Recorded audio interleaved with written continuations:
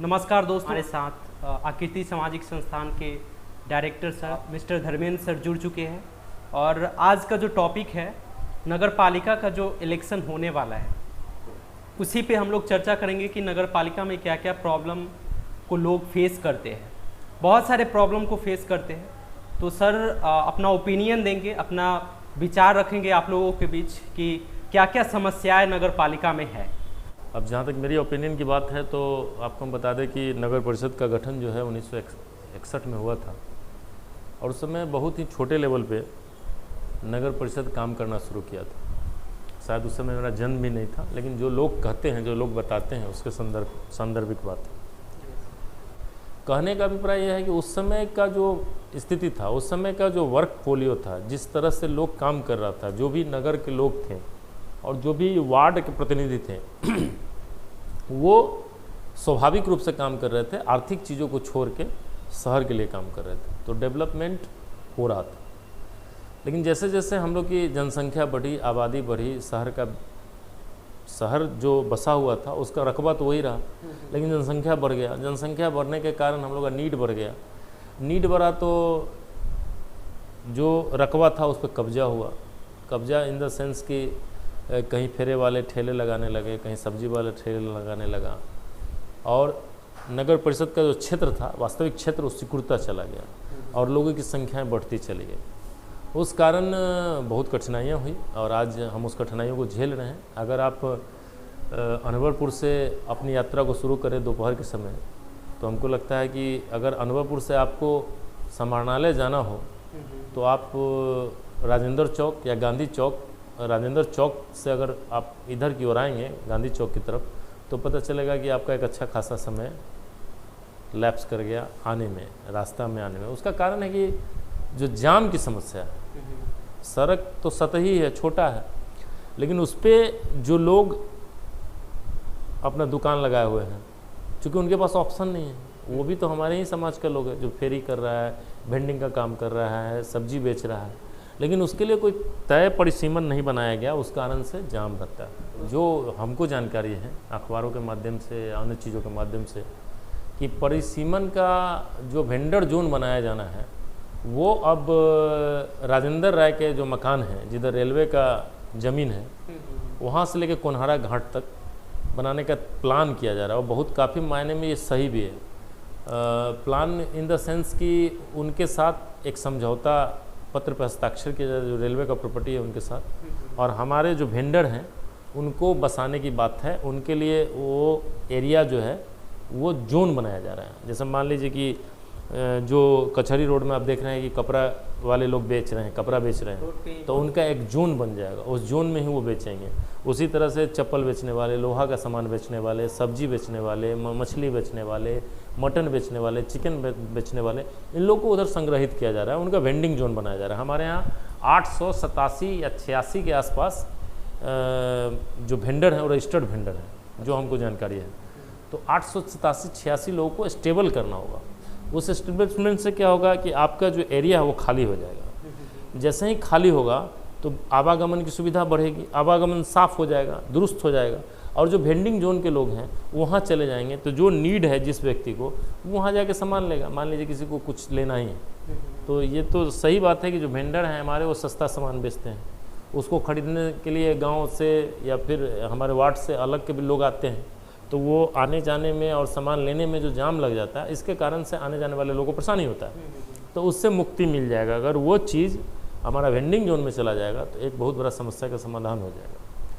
और इधर की जो स्थिति रही है 15-16 के बाद नगर परिषद का, वो द्वंद्व की स्थिति रही है। कहीं ना कहीं से एक राजनीति की स्थिति रही है, जिसमें हमारा नगर परिषद कहीं ना कहीं से दब के रह गया, कहीं ना कहीं से छिप के रह गया, डेवलपमेंट नहीं हो रहा है। अगर आप 5 साल पहले की बात करेंगे तो 15-16 में 71 करोड़ 62 लाख रुपए का नुकसान हुआ है। घाटा का बजट पास किया गया, यानी घाटा में है नगर परिषद। और उसके बाद 21-22 में ये घट गया, 71 करोड़ से घट के ये 5 करोड़ 63 लाख पे आया। इसका रीज़न क्या है कि जो जनसंख्या बढ़ा और जो होल्डिंग बढ़ा, आवास बढ़ा, उससे टैक्सेशन हमारा बढ़ गया। तो प्रश्न ये आता है कि कहाँ 71 करोड़ रुपये हमको लॉस हो रहा था और कहाँ ये 5 करोड़ रुपये, आखिर कारण कहाँ से पकड़। आप समझिए कि जब होल्डिंग असेसमेंट से हमारा टैक्स आएगा, जब जलकर से नलकर से टैक्स से हमारा आएगा, पड़ाव से आएगा, हमारा जो एंट्री है उससे आएगा, वार्ड प्रतिनिधि हैं उनका भी जागरूकता कहीं ना कहीं से कार्यों के प्रति घटा हुआ है। कार्यों के प्रति घटने का इन द सेंस ये है कि वो भी जोड़ तोड़ के राजनीति में लगे रहते हैं। हमारा अध्यक्ष हो, हमारा उपाध्यक्ष हो, ठीक है आपका उपाध्यक्ष हो, अध्यक्ष हो, तो फिर आप काम क्यों नहीं करवा पाते हैं? आप समाज के ढांचों को बना क्यों नहीं पा रहे हैं?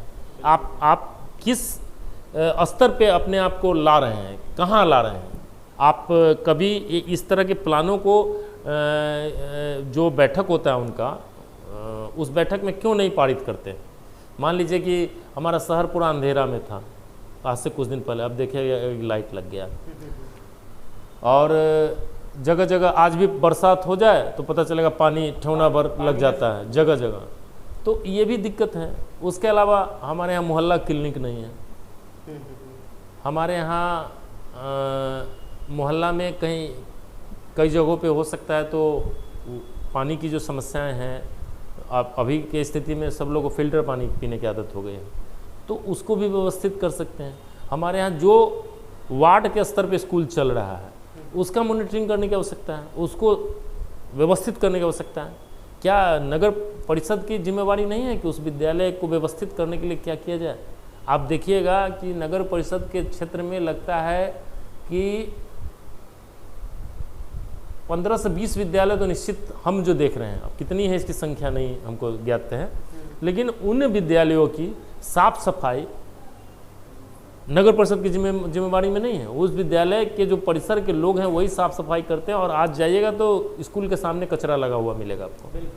तो कहने का अभिप्राय ये है कि हमारा जो व्यवस्था है, नगर परिषद के जो भी चयनित वार्ड प्रतिनिधि हैं या फिर जो भी पब्लिक ने जिसको चुन के बैठाया कि भैया आप बढ़िया काम कीजिए, हमारे वार्ड को चमकाइए, उसमें वो काम ही नहीं कर पा रहे हैं। आखिर कारण क्या है ये पता नहीं चल पा रहा है। सरकार की जहाँ तक आवंटन की बात है, व्यवस्था की बात है, तो मुझे लगता है कि आवंटित राशि तो दी जाती है, लेकिन उसका यूटिलाइजेशन नहीं हो पाता है, उसको ठीक से खर्च नहीं लोग कर पाते हैं। आज अगर गौर से आप देखिएगा तो कोई ऐसा प्रेक्षागृह, कोई ऐसा भवन आपको नहीं मिलेगा जहाँ पे अगर कोई सांस्कृतिक आयोजन करना हो, कोई सांस्कृतिक कर्मी को, कोई नाट्यशाला चलाने वाले लोग या नाटक करने वाली संस्थाएं जो हैं, उनको प्रमोशन का जगह नहीं मिल पा रहा है। आज हमारे यहाँ बहुत सारे गज़लिस्ट हैं जो अच्छा गज़ल गाते हैं, लेकिन उनके लिए वैसा कोई जगह स्टेबल नहीं है जहाँ एक अच्छा व्यवस्था के साथ उनका कार्यक्रम हो पाए। चूँकि प्रेक्षागृह हमारे पास नहीं है। हमारे यहाँ एक आम्रपाली भवन है नगर थाना के सामने, उसकी भी स्थिति जर्जर है। उसमें अभी देखिएगा तो शादी वाले दिन वो शादी के लिए बुक रहता है। उसी तरह से जो इंडोर स्टेडियम है उसकी भी दशा खराब है। उसमें गर्मी के दिन में आप कोई कार्यक्रम नहीं करवा सकते हैं, इतना खराब स्थिति है। और उसके अलावा हमारे पास एक नगर परिषद जहाँ पे स्टेबल, वहाँ भी प्रेक्षागृह है, लेकिन वो भी प्रेक्षागृह नहीं गई है, सभागार है, लेकिन वो भी सही नहीं है। कहने का अभिप्राय ये है कि हम अपने लोगों को, हम अगर वार्ड प्रतिनिधि हैं, हमारे वार्ड में जो लोग हैं, और उसके साथ साथ शहर में, शहर के जो महापौर हैं या पौर हैं, महापौर पौर कहते हैं, अध्यक्ष हैं या उपाध्यक्ष हैं, नगर अध्यक्ष उपाध्यक्ष, उनके द्वारा भी एक संरचना बनना चाहिए, उनके द्वारा भी एक फीडबैक आना चाहिए पब्लिक के बीच में। अगर मान लीजिए कि नगर परिषद किसी चीज़ को लेके बैठक करता है और उसका निर्णय लेता है, तो उसके बारे में भी जानकारी नहीं मिल पाता है। हमको लगता है कि जनसंपर्क पदाधिकारी इससे नहीं संपर्क करते होंगे, लोग उनको बुलाते नहीं होंगे, डाटा नहीं देते होंगे, क्योंकि इनका तो घटा ही घटा है बजट में, तो बेचारे प्रेजेंटेशन क्या करेंगे। तो इसके लिए आपको सख्त होना पड़ेगा। जो भी वार्ड प्रतिनिधि हैं उनको वार्ड के स्तर पे होल्डिंग असेसमेंट का जो टैक्स है, बहुत लोग के यहाँ बकाया है, उसको वसूलना पड़ेगा। लास्ट में एक और सवाल है सर कि अभी तो नगर पालिका का इलेक्शन चल रहा है, तो जो भी वार्ड मेंबर बनेंगे उनको आप क्या संदेश देना चाहते हैं कि वो सही से काम करें, किस तरीके से काम करेंगे कि नगर का विकास हो? सद में अभी जो चुनाव का माहौल है, वो चुनाव का माहौल बहुत बेहतर नहीं है। उसका रीज़न हम यही कहेंगे कि आपसी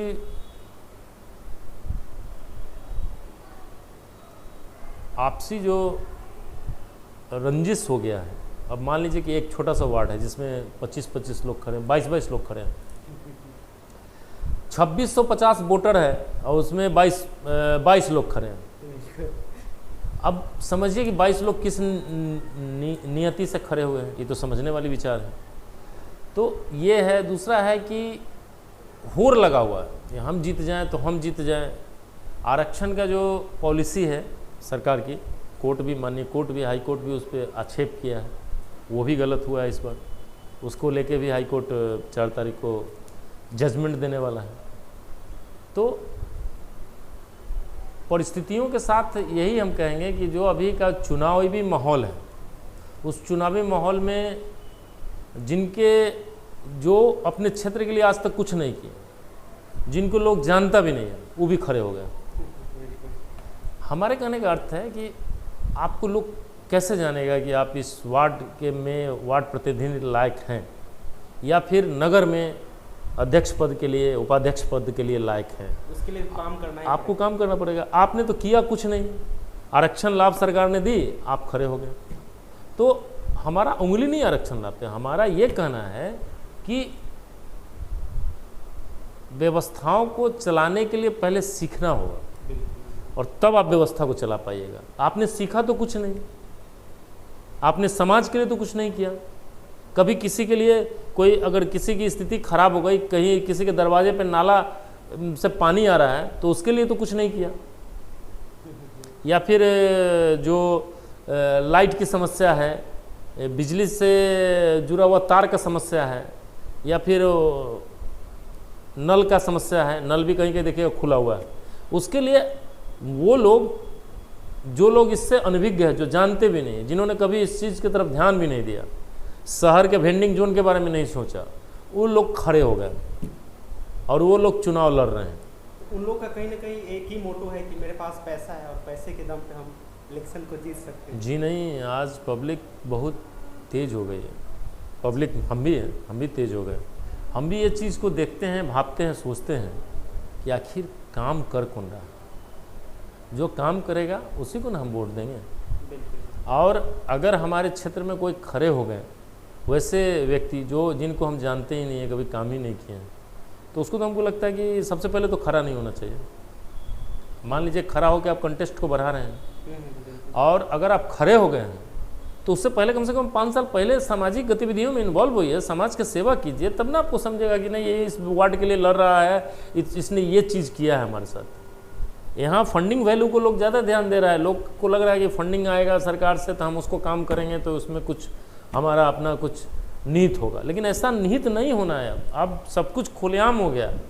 कोई भी चीज़ों को आप बंड पोटली में न सरकार ने रखी है, न नगर विकास मंत्रालय ने रखी है, और न ही काम करने के क्रम में कार्यपालक पदाधिकारी हमारे रखेंगे। उसको ओपनली करवाना ही होगा।